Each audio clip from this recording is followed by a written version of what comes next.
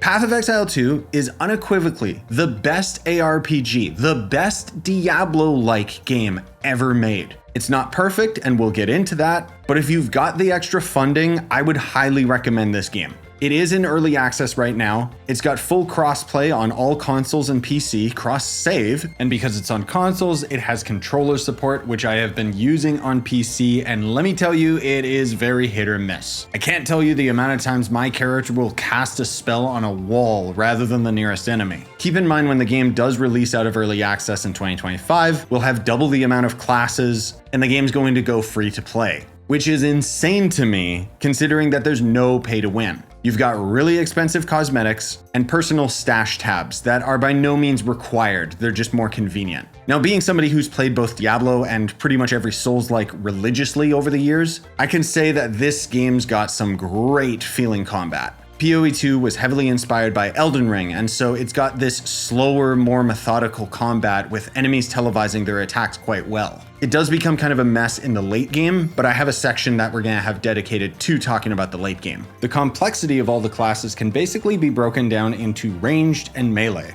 But there's all sorts of different nuances with those classes. Warriors are extremely good at stunning enemies, whereas a mercenary's gameplay is more around elemental reactions, like throwing down a gas grenade and then igniting it with fire. I will say that this game is at its hardest when you're playing a melee character and playing solo, because if you die at any point, the map will reset and respawn all of the enemies. Co-op's a lot easier though, because you can resurrect each other. I will say that resurrecting other players does feel terrible, like it's very unresponsive and very clunky. And there is a bit of a trade-off because the more players you have with you, the stronger the monsters will be. There's 2-player couch co-op, which is awesome, but you can have parties up to 6 players. However, one nitpick is that all of the loot is shared amongst all of you. You get more loot overall, so it's definitely more efficient than playing alone, but shared loot just feels dated to me. There's also the risk that co-op players can break your build. Like if you're reliant on gas clouds for your primary damage, having someone in the party that ignites those gas clouds is not gonna be good for you.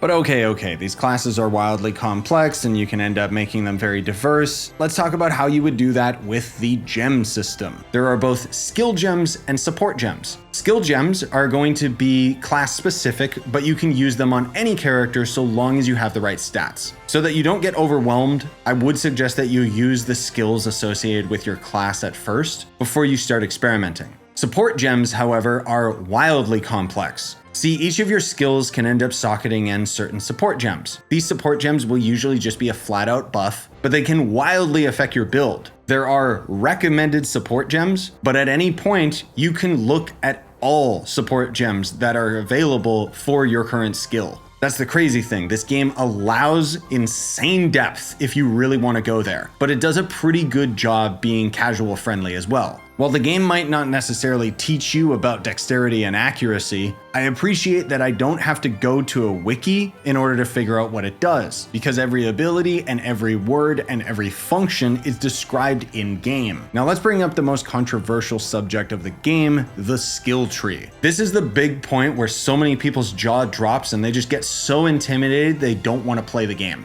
But to make it more digestible, this is actually the skill tree of every single class. And depending on the class that you choose is where your starting node is. And a lot of the nodes nearby will be specifically tailored towards your class. But at any point, you could start jetting off into warrior skills, even though you're a mage. There's also a really handy search function for the skill tree to make it a lot less daunting. And you can, at any point, respec your skill tree for gold. Gold is a currency exclusively earned for yourself. You can't share it with other players, which does mean that there is the risk of bricking your character if you respec into something that just doesn't work. But honestly, it's not that bad and not as intimidating as you would think. Before we get into the next category of this review, I will say a huge negative point for me personally is a lack of loadouts. I wish that I could have a bunch of gems all socketed and ready to go, or a specific loadout saved in my skill tree so that I could swap it on the fly anytime I want.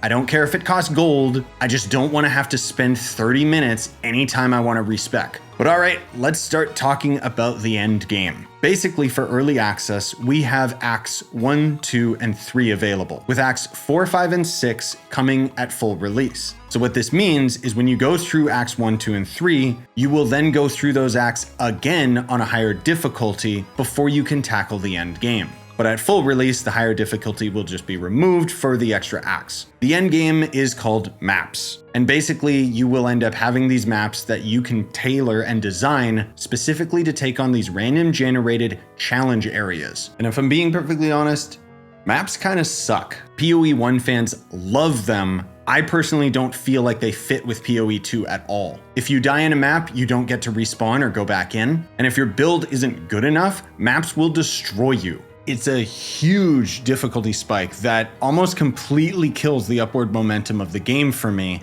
because you suddenly become very, very reliant on min-maxing and meta builds. It also kind of kills the combat. As I said, the combat is Souls-like inspired, so it's a lot more slow with televised attacks. But as soon as you get to the end game, the whole screen is covered with crap. Readability goes out the window for fancy explosions and dopamine, which can be a lot of fun, don't get me wrong. But you wouldn't believe the amount of times myself and others have died by, I don't know what, just some random ability that one-shot me that I couldn't see. Everything else in the game actually does a pretty good job slowly introducing you to these various features. But as soon as you get to maps, you're thrown into the deep end of the pool and you don't know how to swim yet. So for someone like myself who never played PoE 1, I'm just thrashing around trying not to drown. But even more than the difficulty spike, I found maps to be mechanically really boring. You're just thrown into this big empty world, fighting a bunch of enemies until the boss spawns, hoping to God you don't get one shot. In comparison, the campaign is really fine-tuned with fantastic pacing. Please God, give me the ability to tone down the transparency of the elemental effects. I want to see what's going on. Whether or not you end up buying into early access or waiting for the free-to-play launch of the game is entirely up to you. And honestly, if you wait for full release, all of these problems should be taken care of by then.